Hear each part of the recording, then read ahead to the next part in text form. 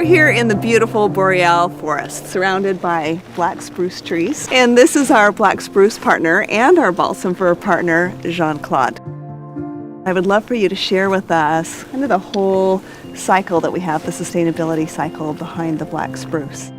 We don't cut trees, so there's already an industry who's cutting the tree for construction wood by the rule of the government, and the government makes sure it's sustainable. We take pile of branch that the logging industry doesn't want, and it's left in the forest as a pile, and the nature doesn't like it because it gives less space for the vegetation to grow. Everybody wins around because we take something nobody likes and we make nice product. Beautiful out of it.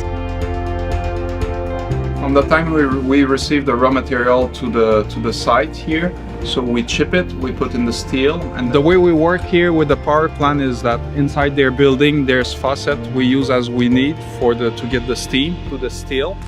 The distillery is located adjacent to a local power plant. They create power by burning wood byproduct from the sustainable logging industry. This power plant creates the steam used in the distillation process for these oils. In exchange for the steam, the raw material after being distilled is then processed by the power plant, creating an entirely closed-loop cycle with net zero environmental impact. Say 2 drops of oil help someone to relieve something. Right. And every 1.35 seconds, I'm helping someone. Yeah. How does that feel? I wake up early in the morning for that. Yeah. Yeah. I share that with my kids because they will be next generation to carry on, I hope, my business and make things even better for the world, because we'll do just more and more of that.